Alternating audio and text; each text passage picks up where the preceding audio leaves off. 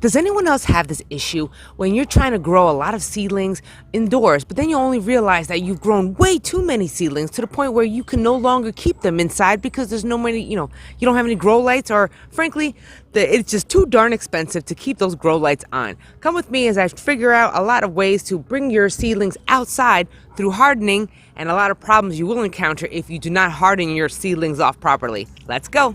What's going on, my plant peoples? I am the ADHD gardener, where I use gardening, houseplants, and humor as a form of horticultural therapy, and I use that to apply a lot of life lessons with ADHD and also sobriety and keeping myself mentally stable. Every good story starts with a what had happened was. See, what had happened is that I wound up growing a lot of seedlings, but like double this year. I wound up growing so many that I could no longer keep them inside of my home because I had no grow lights. I do have grow lights, but frankly, my electricity bill is sky high, and I don't have any more grow lights for the amount of seedlings that I have. So I was basically forced to bring them outdoors. However, I did not exactly bring them outdoors the proper way, which is what I'm going to tell you so you can avoid that problem. And it's called damping. Damping of your seedlings can occur in cold conditions. So what happens is, it doesn't matter if it's outdoors or indoors. If you have a cold setting, cold environment, then that can just be breeding some fungal infections. Also, if you have too much moisture in that cold or cool environment, that's a recipe for disaster. And that is what happens when you bring your seedlings from indoors outdoors way too fast. That can also happen indoors as well. This damping can happen indoors or outdoors, so you have to be careful. It's all dependent on your conditions. Another factor is if you don't have any airflow or circulation indoors. That's what happened to me. I was lazy and I did not put a fan on my seedlings. So a lot of them damped off and died, which sucks because now I have to plant them again. The damping off can be prevented with air circulation, which is something that you can get outdoors as well. Another thing that it can fix and help is the moisture control and the temperature. Being that it's going to be outside with the sun and everything, it's not going to be cold, the cool temperature of the soil, and it's going to be having lots of airflow. So damping off is not really going to be too much of a problem during the day, but you do got to watch out for the nighttime. Now we're doing something called hardening off our seedlings. Hardening off is when you are slowly acclimating your seedlings to the outdoor environment.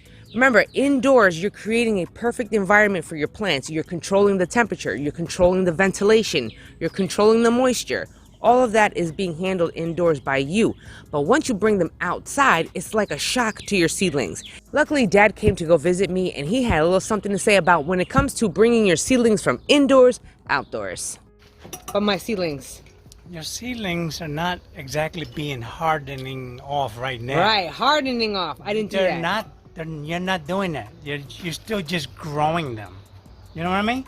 So they can't even be out here in this direct sunlight. They should be in the shade.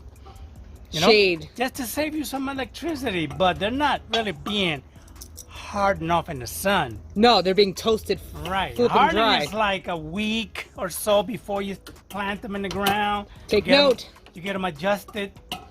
Right now, you are not doing that. You are just getting them out the house to save some electric. Yeah, I'm so tired. My bill is ridiculous. You have no room. I have no room. So, but you got to bring them out and put them in the shade. Get some daylight, but what they call tempered down or. Well, yeah, the hardening off. Yeah, no, you just want them in the shade. You want them in get a little daylight, but you don't. You gotta. You don't put them in direct sunlight straight away like I did. Your toddler, 6 months old or less, and put him in the sun so he can get a little sun. And now you bring him out in the shade, and you know what I mean. Oh well, duly noted. Again. All right, off I go. I knew about the whole acclimation of your hardening of your plants and the seedlings, but I did not do that because of my time constriction that I had with all my seedlings. So this is what it's going to look like when you rush the process. This is a perfect example of what can go wrong when you put your plants out way too fast. And especially if you're not paying attention, like if you have it, this applies to a greenhouse also. This right here, if you don't open it and let it ventilate, you're screwed because all your plants will die. Something went wrong with this milk thistle. They were all doing really well, but there's going to be some problems if you're not hardening off your plants before you decide to bring them outside. Being that I'd skipped all of that because I was running out of space indoors, this is the result of it. Needless to say, once I figured out that damping situation, I had to reseed.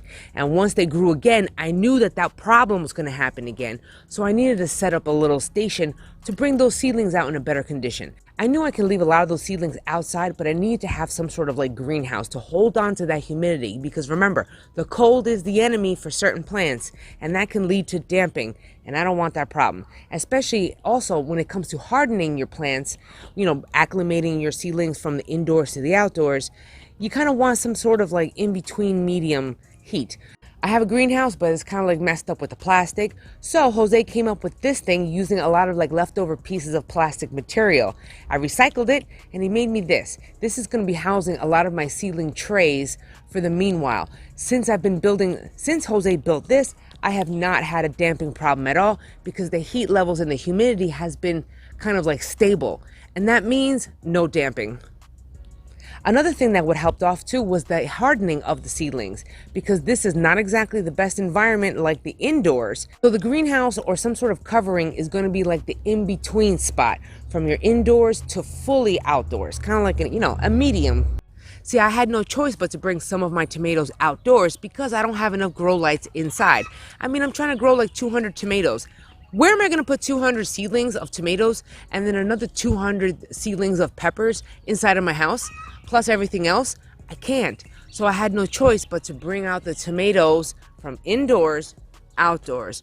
Problem is that, the heat is not at its peak until certain times of the day. So if you bring your seedlings out, like let's say early morning where it's still about 50 degrees outside, it's not so bad, but at the same time, tomatoes are not made for 50-degree weather.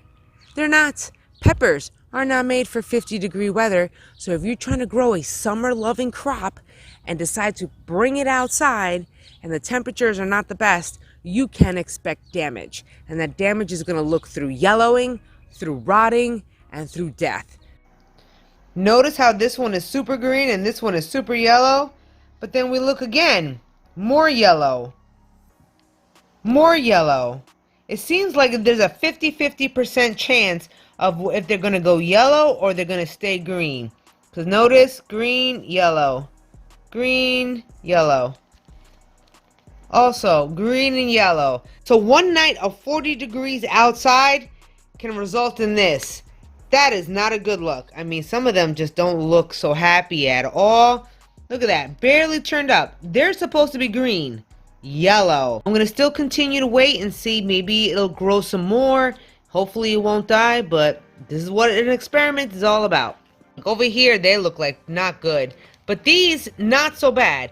But I'm also assuming like this one right here must have just popped out of the soil recently once I brought that in. As you can see, my peppers are doing pretty darn good. The peppers bounced back and they're giving me no problems. As far as the tomatoes, some of them did bounce back and did okay. I have about 2 or 3 of these little containers with tomatoes that are struggling. Not all of them have survived, but a lot of them did. I mean, some of them were still going a little on the yellowish side, but a lot of them did go a lot more greener. So I can't complain. I mean, I knew that some of them were not going to survive. That was just the chance that I had to take when it came to bringing a lot of tomatoes outdoors, especially in the time and temperatures that it wasn't called for. But you know what? So far, so good. The weather has been really working with me, so that's going to help, allow these plants to bounce back. Don't beat yourself up though. I mean, for real, things happen. And trust me, you will not do this again because you are really going to avoid having to plant and sow 200 more tomato seedlings all over again. I never really had this problem before, but then again, I never really tried to grow about 500 seedlings inside of my little ass house. So things happen. And you know what? I guess I needed to learn the hard way about what seedlings can tolerate and what not to tolerate. And Jackie, stop slacking on your air circulation indoors. Not a good look. How do you think you're supposed to acclimate your plants if you're not giving them tough conditions? This is how you strengthen. In order to strengthen and harden your seedlings, you got to put your seedlings under some stressful conditions. You got to like toughen them up, you know what I'm saying? Just like we need to toughen ourselves up, we need to like sometimes develop a little bit of a thick skin sometimes. Same thing when it comes to our plants. If you're going to try to bring a fragile flower from the inside and expect it to be wonderfully beautiful with some crazy ass winds out here and some weather fluctuations and stuff, it ain't gonna happen. I really hope you enjoyed this video and you got some really great information out of it. Let me know down in the comments below, have you had any of these problems, damping off, hardening issues? Because let me tell you, this is a new one for me. I never had this problem before, but being that I'm having way too many plants, yeah, this is the issue that I'm encountering. If you did enjoy this video, don't forget to smash that like button. Also, share this with somebody who can resonate with my problems and my issues. Maybe they can learn a little something from this video. Until the next episode, you guys, where you and me both are going to be growing our happiness one plant at a time, one day at a time. Grace, peace, and love to everybody. Until the next episode, you guys, peace and love.